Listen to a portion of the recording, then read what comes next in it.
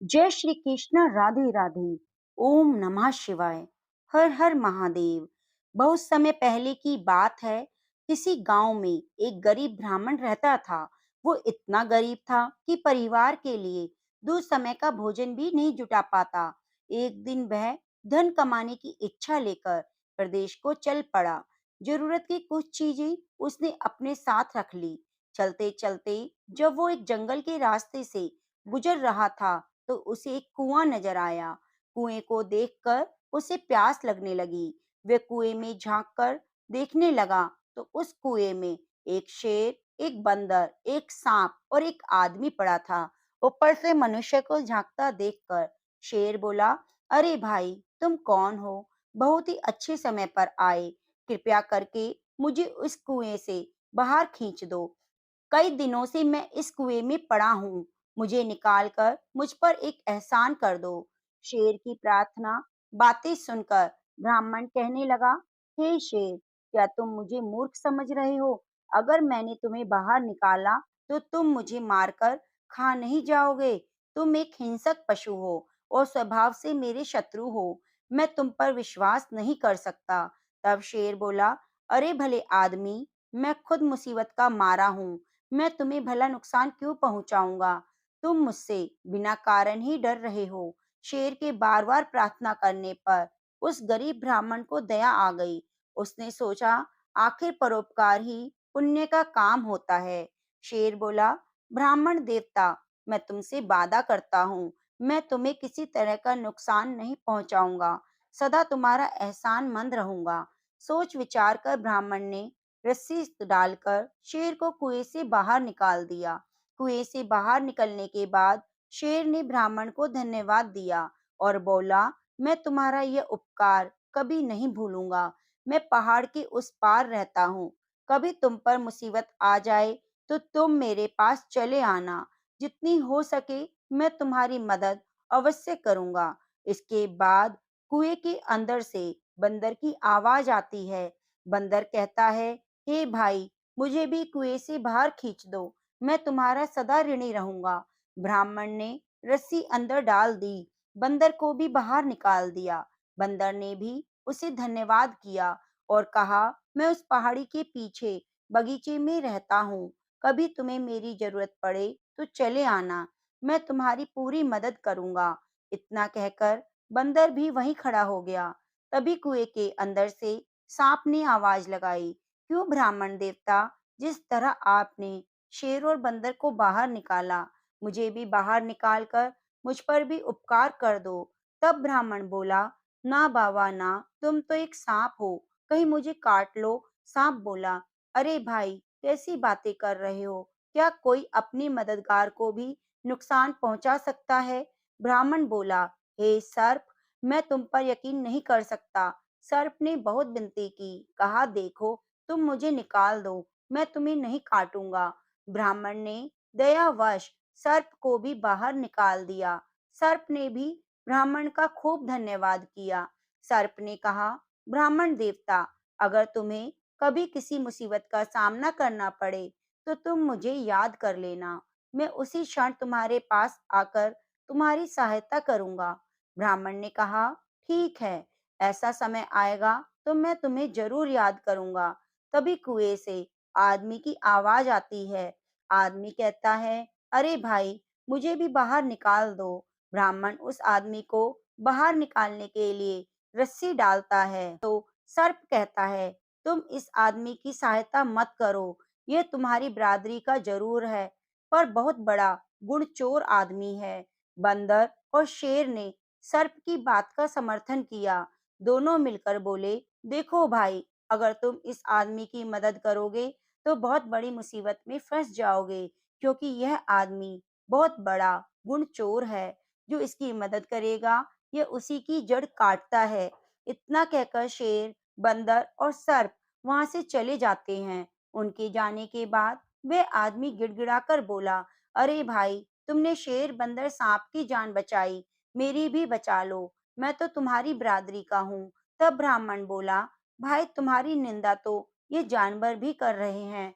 इससे लगता है तुम अच्छे आदमी नहीं हो। मैं तुम्हारी मदद नहीं करूंगा। वह आदमी बोला, अरे भाई, तुम उन जानवरों की बातों में ना आओ, मेरी मदद करो। वह आदमी बहुत रोया, चिल्लाया और गिड़गिड़ाया। ब्राह्मण को उस पर दया आ गई। ब्राह्मण ने सोचा, चलो निकाल देते हैं। ब्राह्मण ने उस आदमी को भी कुएं से बाहर निकाल दिया। उस आदमी ने ब्राह्मण को बहुत धन्यवाद किया और बोला, हे भाई, तुमने मुझ पर जो उपकार किया है उसे मैं 7 जन्मों तक नहीं भूलूंगा। फिर ब्राह्मण कहता है, अरे भाई, इसमें उपकार जैसी क्या बात है? इंसान ही इंसान के काम आता है।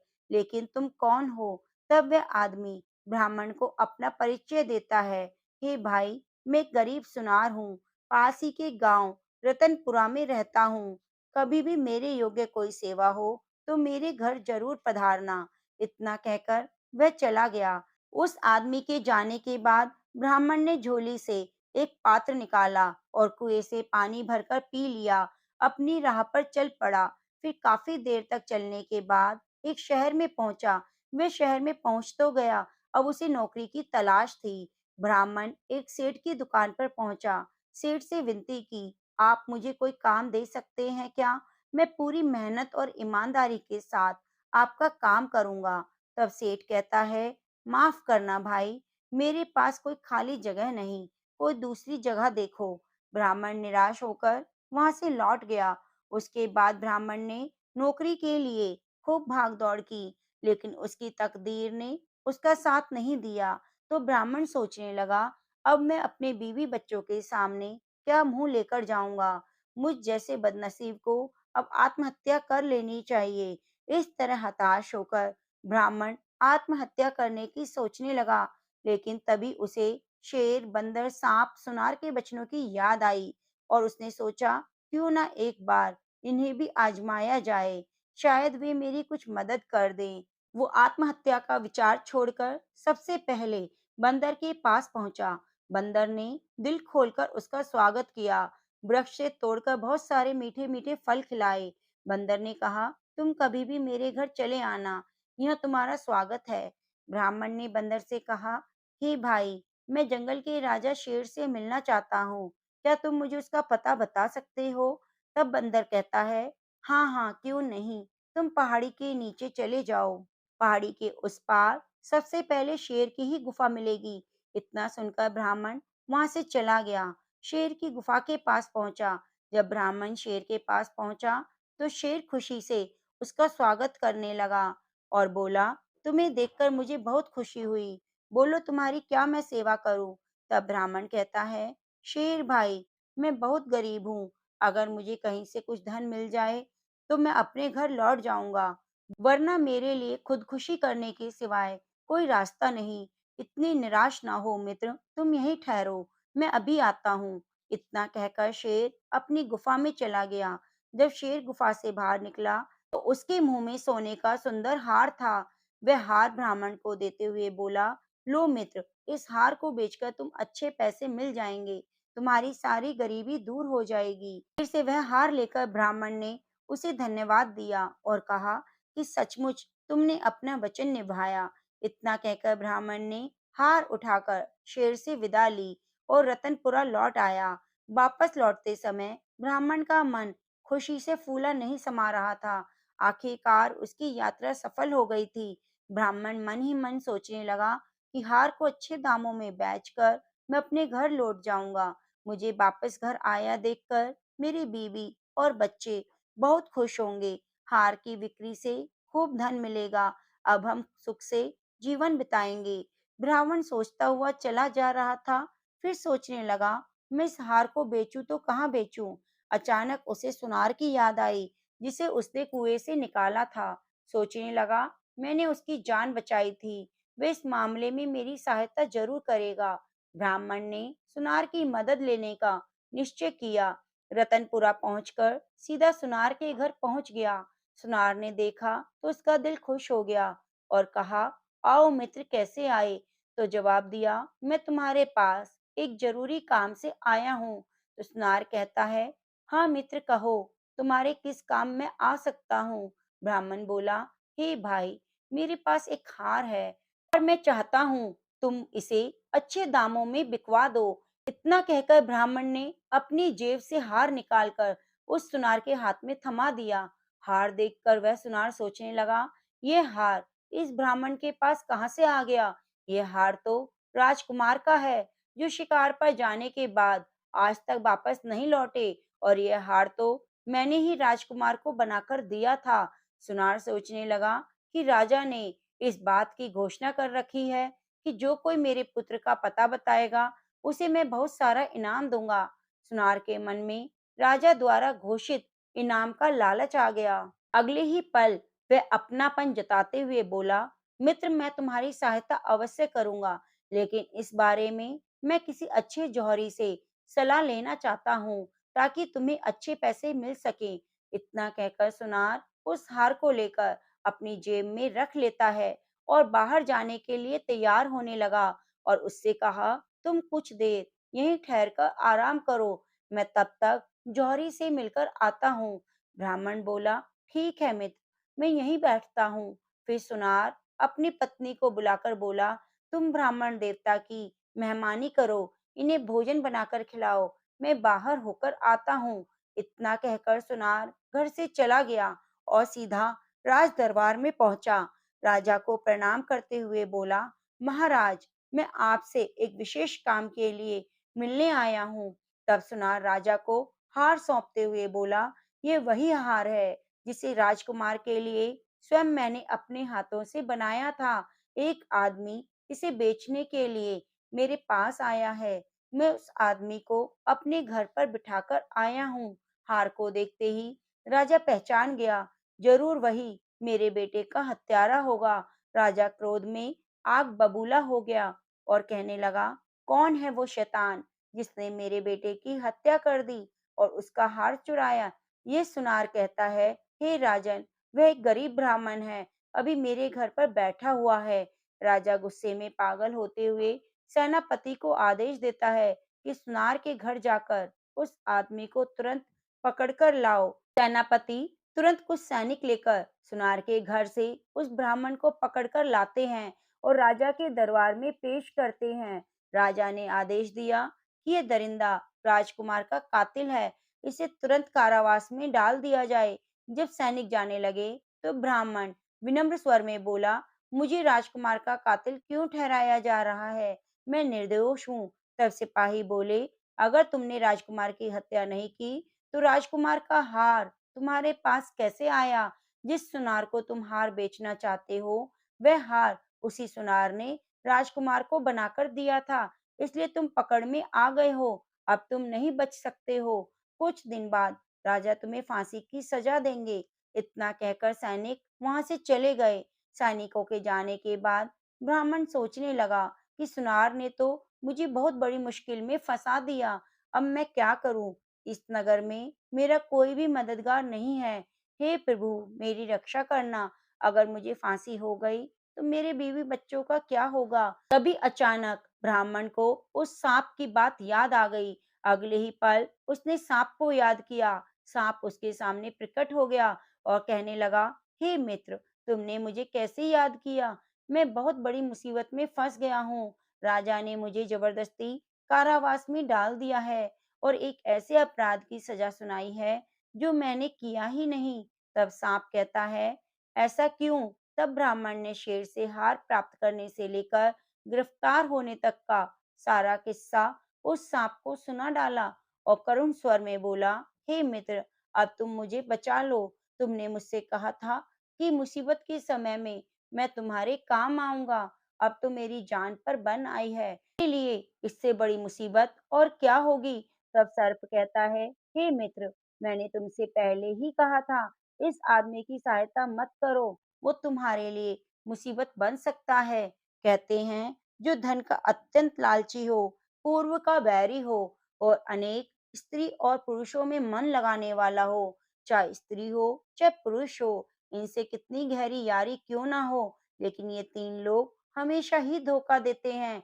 इन पर कभी भी आंखें बंद कर कर विश्वास नहीं करना चाहिए। सर्प बोला, तुमने मुझे याद किया, मैं तुम्हारी सहायता अवश्य करूंगा। मुझे एक उपाय सूझा है। मैं चुपके से महारानी के कमरे में जाकर उसे डस लेता हूँ। मेरे जहर से महारानी बेहोश हो जाएगी। चाहे कोई कितना ही प्रयत्न कर ले, वो होश में नहीं आ सकती। मेरे जहर का असर तब तक रहेगा, तब तक तुम अपने हाथ से उसके माथे को नहीं छुओगे। तुम जैसे ही महारानी के माथे को छुओगे, वो होश में आ जाएगी और राजा खुश होकर तुम्हें छोड़ देगा। राजा अपनी रानी से बहुत प्यार करता है, वह उसे जिंदा रखने के लिए कुछ भी कर सकता है। फिर सांप जेल की कोठरी से निकलकर रानी के कक्ष में पहुंच गया। अगले ही पल उसने रानी को डस लिया। रानी तुरंत उठ बैठी और चिल्ला पड़ी। सांप खिड़की के रास्ते से उसे डसकर चला गया। इधर रानी चीखती हुई कक्ष में बेहोश होकर गिर पड़ी। राजा के सारे नौकर चाकर महारानी को गिरता हुआ देखकर भाग खड़े हुए। रानी ने बता दिया कि मुझे सांप ने काट लिया है। तुरंत राजा को सूचित किया गया कि रानी को एक जहरीले सांप ने डस लिया है और रानी बेहोश हो गई है। जल्दी ही उनके उपचार की व्यवस्था की जाए। राजा ने तुरंत एक सेवक को बुलाकर राजवैद्य को बुलाया। राजवैद्य से राजा ने कहा, हे वैद्यराज, मेरी रानी को बचा लीजिए। इसे किसी सर्प ने काट लिया है। यदि मेरी रानी को कुछ हुआ तो मैं भी जीवित नहीं रहूंगा। वैद्यराज ने रानी की नब्ज देखकर कई तरह की औषधियां दी, लेकिन उनकी बेहोशी नहीं टूटी। तब वैद्यराज ने निराश होकर कहा, महारानी का उपचार मुझसे संभव नहीं है। जिस सांप ने उन्हें डसा है वह बहुत जहरीला है। मेरी कोई औषधि काम नहीं कर रही। तब वैद्यराज ने राजा को दिलासा देते हुए कहा, निराश मत होइए, अभी वक्त है। आप किसी अन्य वैद्य हकीम को बुला लीजिए। शायद उनके पास कोई ऐसी दवा हो जिससे रानी जी ठीक हो जाएं। अगले ही पल राजा ने मंत्री को आदेश दिया।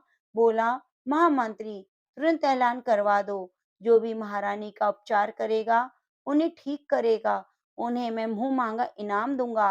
राजा ने तुरंत पूरे राज्य में घोषणा करवा दी। राजा के आदेश का ऐलान होते ही कई वैद्य हकीम आए। महारानी को तरह तरह की औषधियां दी गईं, लेकिन कोई भी लाभ नहीं हुआ। महारानी की बेहोशी वैसी की वैसी ही बनी रही। सब वापस लौट गए। वैद्य हकीम हार चुके थे। अब तो भगवान ही महारानी को बचा सकते थे। वैद्य हकीम की निराशा पूर्ण उत्तर सुनकर राजा का दिल टूट गया। वे मन ही मन घबराने लगे। हे भगवान, महारानी पर ये कैसी आफत आन पड़ी। उधर जेल की कोठरी में बंद ब्राह्मण ने राजा का ऐलान सुनकर उसने पहरेदारों से कहा, मुझे महाराज के पास ले चलो, मैं महारानी को ठीक कर सकता हूँ।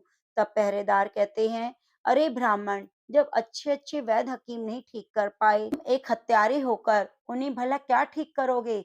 ब्राह्मण ने फिर विनती की, आप एक बार मुझे महाराज के पास ले चलो, मैं सच कहता हूँ, मैं रानी को बचा लूंगा। पहरेदारों ने यह खबर राजा को दी। राजा ने तुरंत ब्राह्मण को अपने पास बुला लिया। राजा ने कहा, हे ब्राह्मण, अब शीघ्र मेरी रानी को जहर से मुक्त करो। अगर तुमने मेरी रानी को बचाया तो मैं तुम्हारी सजा माफ कर दूंगा, नहीं तो तुम्हारा सर कटवा दूंगा। ब्राह्मण ने आस्था से अपना हाथ महारानी के माथे पर रख दिया। अगले ही पल महारानी बिस्तर से उठ बैठी। उसके बदन का नीलापन गायब हो गया। चेहरा पहले की तरह चमकने लगा। राजा ने कहा, महारानी, आप इस ब्राह्मण की कृपा से जीवित हुई हैं। फिर महाराज ने रानी के जीवित होने की खुशी में ब्राह्मण को क्षमा कर दिया और उससे उसकी असलियत पूछी। तब ब्राह्मण ने सारी बात बता दी। राजा ने ब्राह्मण को खूब धन दौलत देकर राज्य से विदा किया और उस सुनार को बुलवाकर उसे जेल में डलवा दिया। प्रेम से बोलिए, जय श्री राम, जय श्री कृष्ण, राधे राधे, ओम नमः शिवाय। प्रिय मित्रों, उम्मीद करूंगी आपको ये कथा बहुत अच्छी लगी होगी। अगर आपको कथा पसंद आई है तो आप हमारे चैनल को सब्सक्राइब जरूर कीजिए और बेल आइकन को दबाना ना भूलें। मिलते हैं अगली कथा कहानियों के साथ।